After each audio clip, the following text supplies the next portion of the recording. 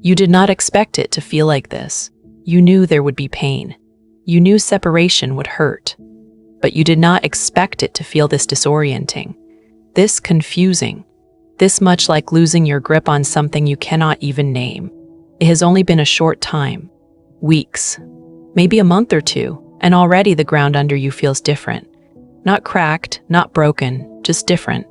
Like the whole landscape shifted 3 inches to the left and you cannot figure out how to walk straight anymore. You keep replaying things, not the big moments, the small ones.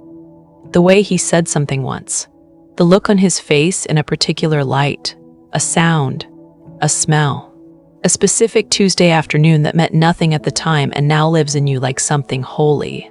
And alongside the replaying, there is the confusion. The genuine, disorienting confusion about what is happening, not just why he left, or why he went quiet, or why the connection that felt so undeniable now has this silence sitting in the middle of it. But what any of this is, what you are supposed to do with it, what it means that you still feel him everywhere when he is nowhere near you. That is early separation. That is exactly what it feels like. And what I want you to understand today is that what you are experiencing right now is not a sign that something went wrong. It is a sign that something very specific is happening to both of you, that neither of you has the framework to understand yet. And once you understand what that something actually is, the confusion starts to lift just a little. Not the pain, but the confusion. And that matters more than you know. If this is landing, leave a like and subscribe so you do not miss what comes next. Drop "I understand now" in the comments to anchor this knowing. You are not as lost as you feel. You know it is sitting underneath all of that confusion right now, a question you cannot answer because you are too close to it. Where am I, really? Not in the journey in general, in your specific journey, with your specific chart, your specific soul contract. If you have been inside this long enough to feel the ache of not knowing what the universe is actually doing with your connection, a personal twin flame union reading was made for this moment. Your birth chart holds a blueprint for this entire connection, and most people never get to see it. You provide your name, date of birth, time of birth, place of birth, and country of birth. Within 48 hours, you receive a personal audio reading delivered straight to your inbox, plus a detailed written report you can return to again and again. This is not a generic forecast. It is your chart, your connection, your timing. Order yours through the link in the description. Here is what early separation actually is underneath the surface of what it looks like. When 2 people with the specific soul blueprint of a twin flame connection enter separation, something happens on a neurological level that most people never get told about. It is not poetic. It is not metaphorical. It is biological. And it explains almost everything that both of you are experiencing right now. Attachment theory, developed initially by John Bowlby and expanded by decades of relational neuroscience, describes the way human beings form deep bonds with specific others. When those bonds are disrupted, the nervous system responds in a very specific way. It does not simply register emotional pain. It registers threat, physical, cellular level threat. The same circuitry that lights up when your physical safety is endangered activates when a significant attachment figure disappears. This is what is happening to both of you. Not because you are weak or dependent or spiritually underdeveloped, but because you formed an attachment bond of significant depth, and that bond has now been disrupted, and your nervous systems are both, independently of each other, doing exactly what nervous systems do under those conditions. You are both dysregulated. You are both confused. Neither of you has a map for this, because the maps most people use, the ones that say if he left he did not care enough, or if she is still upset she needs to move on, do not apply here. And in the absence of the right map, you are both interpreting what is happening through the wrong lens, which makes everything harder than it needs to be. Today, the sky has a Neptune quality to it. Sun sextile Neptune, exact and active. Exact today, May 24, 2026. Neptune dissolves the walls between what we know and what we only feel. It softens certainty. It creates a kind of depth where things that cannot be named directly are still known underneath words. This is not fog as confusion. This is fog as the dissolution of old definitions, old stories, old ways of reading what is happening between you and him. And into that space, something true can finally come forward. What you are about to understand is that truth. There is something I want to bring up right here before we go further, because the confusion of this stage, the not knowing where you are in the journey, the not knowing if what you are feeling is meaningful or just your own mind. That confusion is one of the heaviest things about early separation, and I do not want you carrying that weight without something practical to hold. If you have been doing the inner work and you genuinely cannot tell whether you are progressing or just cycling through the same pain, the Twin Flame Journey Tracker and Progress Workbook was built for this exact moment. 39 pages, an 8-stage journey tracker so you can actually see where you are in the arc, a synchronicity log, weekly reflections, monthly reviews where you look back and see your own transformation in writing, not feelings. Evidence. The question you keep asking yourself right now, am I actually moving or just spinning? This workbook answers it. The link is in the description. Now, back to what is happening to both of you. When an attachment bond is disrupted, the nervous system moves through 3 distinct phases. The first is protest. This is the activation phase, the checking your phone, the replaying of old messages, the urge to reach out that you sometimes act on and sometimes resist, the going over and over the last conversation looking for the thing you missed. This is not neediness. This is not weakness. This is your nervous system doing exactly what an attached nervous system does when its primary figure disappears. It sends out a search signal. It tries to restore the bond. Every part of you is trying to solve the problem of the disrupted attachment, because from your nervous system's perspective, that disruption is a threat it cannot yet sit still inside. He is doing this too. His protest looks completely different from the outside.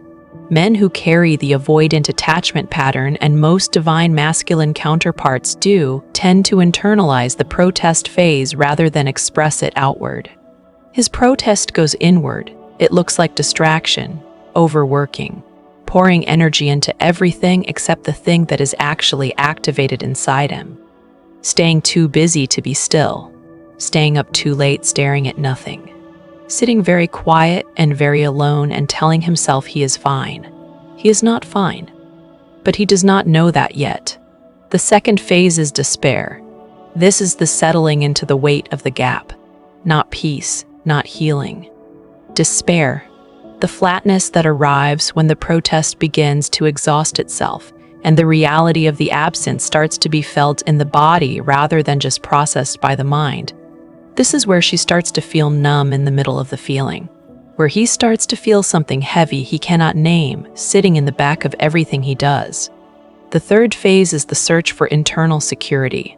This is where the nervous system begins the long, uncomfortable work of learning to regulate without the presence it organized itself around. This is the beginning of the real growth. But most people, in early separation, have not reached phase 3 yet. They are still in the protest phase or moving between protest and despair, not knowing either is happening. You are probably moving between those first 2 phases right now, both of you. You just look completely different inside them. For the divine feminine in early separation, the experience has a specific texture that is almost impossible to describe to someone who has not been inside it. There is a pulling sensation, not just emotional, physical, like something is attached to your sternum and is tugging at it consistently, not always loudly. Sometimes just a persistent pressure that sits there while you go through your day. You can be doing something completely ordinary and then there it is, the pull. The sudden, almost spatial awareness of the gap between you and him. And underneath the pull, there is something even more confusing than grief. There is a love that has nowhere to go. You are still generating it. The feeling is still fully alive and active inside you. You have not gone cold. You have not fallen out of anything. You have not been given a reason by your own internal experience to stop loving him. but there is no longer a clear recipient for what you are feeling, and love with nowhere to go becomes a kind of pressure, a fullness that has no release valve. She does not understand, in early separation, that this pressure is functional, that the love that has nowhere to go does not need to go anywhere right now, that what feels like an unbearable accumulation is actually formation. The feeling is building something in her, even as she sits with the discomfort of not knowing where to put it. She also does not understand that she is being asked, for probably the first time in this connection, to build something she has never built before. A relationship with her own attachment system. Most of the work she has done in this connection until now has been with the bond itself. The pull toward him, the dynamic between them. Early separation is the first time she is forced to turn toward the internal mechanism that formed the attachment in the first place. The parts of her that know how to hold on but have never been asked to hold themselves. The divine feminine in early separation has a tendency to interpret this entire experience as evidence of how much she loves him. And that is true. It is evidence of that. But it is also evidence of something else. It is evidence of how little practice she has had staying with herself in the same way she has stayed with him. The intensity of the pulling tells her something not just about him, but about her relationship to her own presence. About how much of her internal experience has been organized around his. This is not a criticism, it is a map. And once she has the map, she can begin to move differently. He has a different problem entirely. His problem is not love with nowhere to go. His problem is an awareness he cannot yet allow himself to have. When an attachment bond of genuine depth is disrupted for someone with an avoidant nervous system architecture, something very specific happens. His system deactivates, goes offline on the emotional frequencies before they can become overwhelming, convinces him, genuinely convinces him at the surface level, that he is fine, that he made the right choice. That distance is clarity. For a while that works. He functions, he operates, he gets through the days. But underneath the deactivation, the attachment system is still running. Bowlby was explicit about this across decades of research. Avoidant individuals do not lack attachment. They have learned to suppress the expression of it. The internal experience is still happening. It is just not surfacing in ways he has been given permission to acknowledge. So what is he actually experiencing below the surface of the fine he keeps showing the world? Intrusion. Thoughts of her arriving when he is not inviting them, in the middle of work, just before sleep, at completely random moments when nothing in his environment should be triggering anything. She appears in his mind with a specificity that unsettles him, not a general longing. Her, the specific texture of being around her, something she said once. The particular way she laughed at something small. The feeling of being seen by her in a way nothing else quite replicates. Comparison. Every other interaction, every other presence in his life is being unconsciously measured against the register of what he felt in that connection. And the measurement keeps coming up short, not because nothing else has value, but because his nervous system has been organized around a specific attunement and it cannot quite match the frequency anywhere else. He may interpret this as everyone else being insufficient, or himself being difficult. What it actually is, a nervous system that has lost its primary regulating attachment and cannot get fully back to baseline. And something that is not yet regret but is in the same family as regret. A vague discomfort that arrives when he lets himself be still too long. A sense of something unfinished, something that sits wrong in a way he cannot quite bring himself to face directly yet. This is not fully conscious. He would not call it regret, but it lives in him the same way regret lives in a person before they have given it that name. He will not say any of this. He may not even consciously register it. But this is what early separation does inside him underneath the surface he is presenting to the world. Both of you are carrying more than you know. Both of you are confused about the nature of what you are carrying, and neither of you has been given the map that would make any of it make sense. Knowing what is happening does not take the pain away, but it removes the layer of confusion that sits on top of the pain and makes it heavier. Because the pain of separation is one thing, but the pain of separation while simultaneously believing that the pain means something is wrong with you, or wrong with the connection, or wrong with the love. That is a different and much heavier thing, and that second layer is entirely optional. When you understand attachment theory, when you understand what early separation is actually doing to both nervous systems, the story changes. Not the circumstances, the story. You stop being someone who cannot stop feeling something she should have gotten over by now. You become someone whose nervous system is doing exactly what it was designed to do in response to the disruption of a profound bond. Those two sentences describe the same experience, but they create completely different relationships to it. He stops being someone who left and is obviously fine. He becomes someone whose deactivating attachment system is suppressing an experience he does not yet have the safety to let himself have, which means the silence from him is not the absence of feeling. It is the management of feeling. Those are fundamentally different things. And the dynamic between you stops being the story of someone who loves and someone who does not. It becomes the story of two people with different attachment architectures responding to the same disruption in the ways their nervous systems were built to respond, which means there is nothing fundamentally broken here. There is something structurally challenged, and structural challenges can be worked with in ways that brokenness cannot. The attachment bond between twin flames is real in the most measurable possible sense.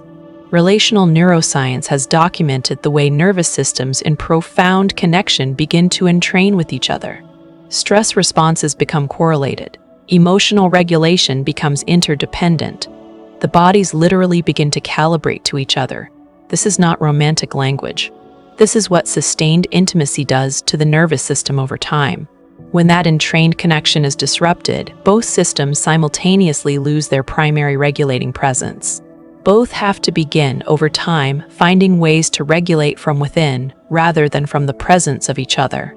This is the developmental core of twin flame separation, underneath all the spiritual framing. Two nervous systems learning to find safety within themselves, so that when they eventually come back together, they do so from wholeness rather than from need. The confusion of early separation, the fog, the not knowing, the pulling, the going quiet, all of it is the beginning of that process. Not the comfortable beginning, not the graceful beginning. The raw, disorienting, nothing about this is convenient beginning, but the real one. And here's what changes when she fully receives this understanding. She stops spending her energy trying to solve the problem of his absence. She starts spending it on the only problem she has actual access to, which is the experience of her own presence. The love that has nowhere to go becomes the energy she uses to learn who she is when she is not organized around him. The protest phase, instead of being exhausting cycles of reaching and pulling back, becomes the fuel for turning inward. And something else changes too. The shame lifts. The story she has been telling herself about what it means that she still loves him, still thinks about him, still feels the pull. That story stops sounding like evidence of her weakness and starts sounding like evidence of her depth. There is a significant difference between a woman who cannot stop loving someone because she is broken and a woman who continues to love someone because her nervous system is doing precisely what it was wired to do after a profound bond. One of those women spends her energy in self-judgment. The other one gets to spend it on growth. That is what attachment theory gives her, not comfort, accuracy. And accuracy is what the Neptune sky is asking for today, not dissolution into feeling, not getting lost in the fog. Neptune's sextile the sun asks for perception that goes deeper than what can be clearly named, the kind of knowing that operates below the surface of certainty. What you know about this connection, underneath the confusion, underneath the not understanding yet, is real. It is more real than the confusion. And this is the kind of sky where that deeper knowing has a little more access to the surface. The question early separation keeps asking you is not when is he coming back. It is not what did I do wrong. It is not how much longer. The question early separation is asking is who are you when you are not reaching? You are at the beginning of finding out. And the beginning is hard. It is supposed to be hard. the work that is starting inside you right now. The work of learning to hold yourself with the same faithfulness you have given to holding the connection. It is the most significant work this journey asks of you. And you are already doing it. Every day you spend inside the confusion of early separation without running from it or collapsing under it, you are doing it. The fog will not last forever. The Neptune quality of right now is not permanent. Clarity comes through the dissolution, not around it. And when it comes, you will know things about yourself and about this connection that you could not have known from the other side of this. Stay in it. Stay with yourself inside it. Let the attachment system do its work. This is early separation. This is exactly what it feels like for both of you. And you are moving through it with more grace than you can currently see.